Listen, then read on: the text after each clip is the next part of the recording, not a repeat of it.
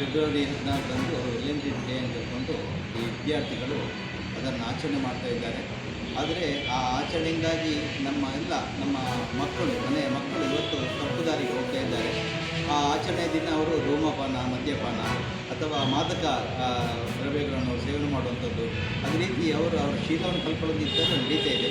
ಇದು ಶಾಲೆಯ ಆವರಣದಲ್ಲಿ ಕೂಡ ಈ ರೀತಿ ನಡೀತಿದೆ. ಇದನ್ನು ನಾವು ಖಂಡಿತ ವಿರೋಧಿಸ್ತೇವೆ.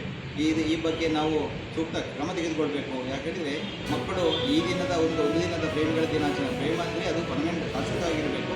ಆದರೆ ಒಂದಿನ ಪ್ರೇಮಿಗಳ ದಿನ ಅಂತ ಆಚರಣೆ ಮಾಡಿ ಅದನ್ನು ದುರುಪಯೋಗಪಡಿಸಿಕೊಂಡು ಇವತ್ತು ಮಕ್ಕಳು ತಪ್ಪು ದಾರಿಗೆ ಹೋಗ್ತಾ ಇದ್ದಾರೆ, ಅನಾಚಾರ ನಡೀತಾ ಇದೆ.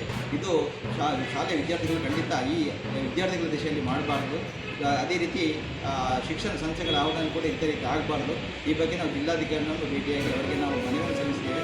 ಈ ಶಿಕ್ಷಣ ಸಂಸ್ಥೆಗಳು ಇಲ್ಲಿ ನಡೀತದೆ ಅಂತ ಶಿಕ್ಷಣ ಸಂಸ್ಥೆಗಳ ಅವರಿಗೆ ಸೂಚನೆಯನ್ನು ಕೊಟ್ಟು ಅವರು ಈ ರೀತಿ ಮುಂದುವರೆದಿಲ್ಲ ಅವರ ಮೇಲೆ ಕಟ್ಟುನಿಟ್ಟಿನ ಕ್ರಮ ತೆಗೆದುಕೊಳ್ಳಬೇಕೆಂದು ಅವರನ್ನು ವಿನಂತಿಸಿದ್ದೇವೆ.